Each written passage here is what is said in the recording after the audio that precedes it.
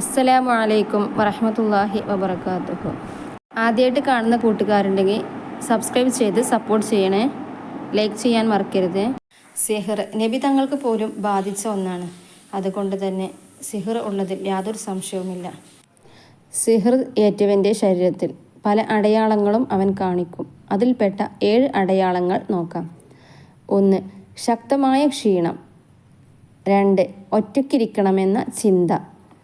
3. ഉറക്കം വരാത്ത അവസ്ഥ. 4. ഭയപ്പെടുത്തുന്ന സ്വപ്നങ്ങൾ. 5.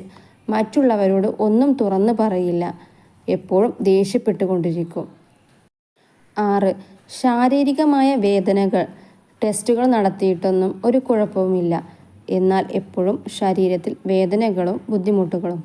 7. അലസത. ഇബാദത്തിന്, ഭക്ഷണം കഴിക്കാൻ, ജോലി ചെയ്യാൻ തുടങ്ങിയ കാര്യങ്ങളിൽ അയാൾക്ക് അലസതയുണ്ടായിരിക്കും. സിഹർ ബാധിച്ചയാൾ ചെയ്യേണ്ട കാര്യങ്ങൾ നോക്കാം. സിഹർ ബാധിച്ചവർ സൂറത്ത് നംലിലെ 30-31 ആയത്ത് 3 പ്രാവശ്യം ഓതുക. ഇങ്ങനെ ചെയ്താൽ ഇൻഷാ അല്ലാഹ് സിഹർ ബാത്തിലാവുകയും അത് ചെയ്തവർക്ക് ഒരു അടയാളം അള്ളാഹു കാണിച്ചു തരുന്നതുമാണ്.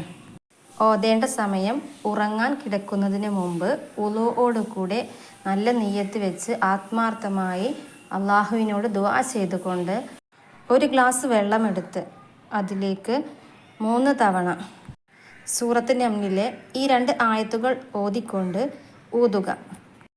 ആ വെള്ളം കുടിക്കുക. ഇൻഷാ അല്ലാഹ് അള്ളാഹു അവരുടെ സിഹർ ബാത്തിലാക്കുകയും സിഹർ ചെയ്തവരെ നമുക്ക് തിരിച്ചറിയാൻ കഴിയുന്നതുമാണ്. ബിസ്മില്ലാഹിർ റഹ്മാനിർ റഹീം. ഇന്നഹു മിൻ സുലൈമാന വ ഇന്നഹു ബിസ്മില്ലാഹിർ റഹ്മാനിർ റഹീം. അല്ലാ തഅലു അലയ്യ വഅ്തൂനി മുസ്ലിമീൻ. സിഹർ ചെയ്തവർക്ക് ദുനിയാവും ആഖിറവും നഷ്ടപ്പെടും. ഈമാനില്ലാത്ത മരണമായിരിക്കും അള്ളാഹു അവർക്ക് നൽകുക.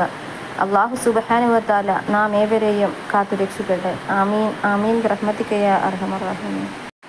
Thank you for watching.